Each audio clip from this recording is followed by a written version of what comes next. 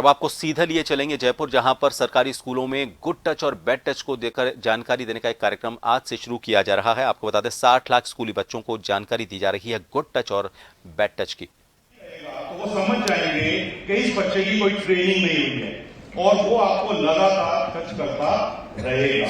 क्या आप चाहते हैं कि कोई हमें लगातार बैड टच करे? अगर हम चाहते हैं कि इस बैड टच को हमें खत्म करना है तो हमें ये पता होना चाहिए कि इसकी शुरुआत कैसे होती है। इसकी शुरुआत इन 4 बॉडी पार्ट से होती है। कौन से 4 बॉडी पार्ट से होती है?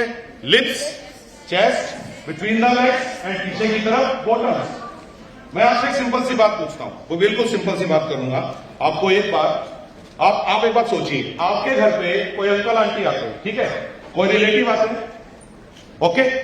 अगर उन अंकल को मुझे अफेक्शन दिखाना है, वो अंकल मुझे अफेक्शन दिखाना चाहते हैं, मुझे ब्लेस करना चाहते हैं, क्या मैं ऐसे नहीं कर सकता? वेरी गुड बेटा, बोलिए। क्या मैं ऐसे अप्रिशिएट कर सकता हूं? वेरी गुड बेटा। क्या मैं ऐसे अप्रिशिएट कर सकता हूं? वेरी गुड बेटा। बताइए इसमें लिप्स पे टच कहां किया मैंने? Just tell me, did I touch any of the 4 parts? क्या उस अंकल को भी वो 4 पार्ट टच करने की जरूरत?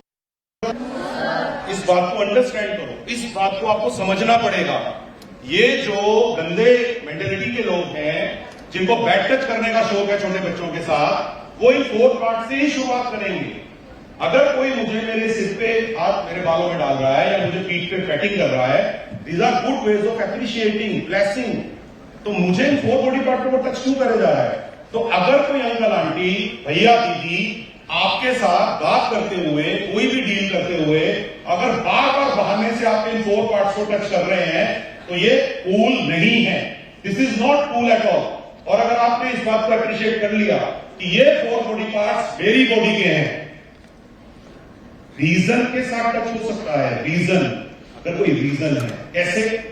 आप गिर गए, आपको चोट लग गई और डॉक्टर साहब आपको पट्टी बांधना चाहते हैं, तो हो सकता है कि आपके लिप्स पे चोट लगी, वहां पे रीजन है। ऐसा नहीं है कि चोट मेरे हाथ पे लगी है and is touching my lips. तो ये याद रखिएगा, इसमें कोई कॉम्प्रोमाइज नहीं होना है। आपको मेरी बात समझ में आ रही है बच्चों? It is non negotiable, this is non compromising. ये 4 बॉडी पार्ट बिना रीजन के, इवन मेरी फैमिली के भी किसी मेंबर को बिना रीजन के, मेरे अंकल को, मेरे पापा के फ्रेंड को, मेरे किसी नेबर में रहने वाले अंकल आंटी को हक नहीं है या उनको कोई राइट नहीं है कि वो मेरे इन 4 बॉडी पार्ट को बार बार टच करे। It is okay with you? तो मैं, अरे इतनी कम आवाज, यस सर, मुझे तुम्हारी फुल आवाज सुननी है। मैं पूछूंगा, फर्स्ट बॉडी पार्ट कौन सा है? सेकंड बॉडी पार्ट कौन सा है? थर्ड बॉडी पार्ट कौन सा है? और fourth body part? Very good. वरना मैं पता क्या डाउट कर रहा था, lips, chest, between the legs. But तुमने सबने बराबर आवाज दी है, it means you are smart. क्योंकि 4 बॉडी पार्ट का मतलब 4 ही है, 2 नहीं हो सकता।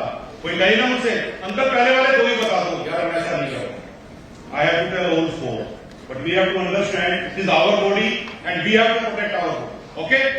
तो ये फर्स्ट सिग्नल था। ये फर्स्ट सिग्नल से बहुत सारे अंकल आंटी को पता लग जाएगा कि ये जानते हैं। अभी मैं बताऊंगा करना क्या है, वो मैं बाद में बताऊंगा कि अगर वैसा करते हैं तो करना क्या है, वो सेकंड है। अगला सिग्नल समझ लेते हैं, नेक्स्ट सिग्नल। अगला सिग्नल है स्ट्रेंजर्स के बारे में। Any kind of touch by any stranger. Normally हमारी लाइफ में कुछ स्ट्रेंजर होते हैं जिनको हम नहीं जानते हैं। वो स्ट्रेंजर ही हुआ जिसको हम नहीं जानते हैं। वो आपके स्कूल में आया, उसने कहा कि बेटा तुम्हारे पापा का एक्सीडेंट हो गया है, मेरे साथ चलो, और आप जिद करने लगते हैं कि टीचर मैम मुझे जाने दो। या वो आपके घर पे आया, उसने कहा कि आपके पापा आपको वहां बुला रहे हैं और आपकी मम्मी नहीं है, आपने कहा चलो अंकल। स्ट्रेंजर्स नॉर्मली आपको अनकंफर्टेबल टच दे सकते हैं। आपको ये बात घर में भी समझाते हैं, स्कूल में भी समझाते हैं, लेकिन आप में से ज्यादातर बच्चे एडवेंचरस बन जाते हैं। इसमें कोई एडवेंचर नहीं है, स्ट्रेंजर के साथ जाने में देयर इज नो एडवेंचर। और अगली इंपॉर्टेंट चीज जो मैं आपको बता रहा हूं, 3 काइंड्स ऑफ प्लेस हमेशा अवॉइड करने चाहिए जहां तक पॉसिबल हो। अगर there is a transport which you don't know कि ये कहां जा रहा है। नंबर 2, एनी अननोन टॉयलेट जो आपने पहले कभी यूज नहीं की है। अब आप कहेंगे टॉयलेट कहां से आए, आप अपने मम्मी पापा के साथ दिल्ली जा रहे हैं, जोधपुर जा रहे हैं, उदयपुर जा रहे हैं और रास्ते में आप लोग खाना खाने के लिए रुकते हैं, है कि नहीं? बोलिए जल्दी। क्योंकि 6 आवर्स की जर्नी है, 8 आवर्स की जर्नी है, तो बीच में आपने क्या किया? स्टॉप। और देयर इज अ टॉयलेट। आप कभी नहीं जानते कि टॉयलेट क्या है, 100 मीटर दूर है वो, और आप उस टॉयलेट में जाते हैं और पता लगता है कि पीछे से उसकी दीवार टूटी हुई है and there is some wrong person there. इसीलिए पहले हर चीज तो गुड टच और बैड टच बहुत ज़रूरी है आज के बच्चों के लिए। जिस तरह की घटनाएं सामने आ रही हैं उसमें उनको समझना ज़रूरी है कि आखिर इसकी सीमा क्या है। और सरकारी स्कूलों में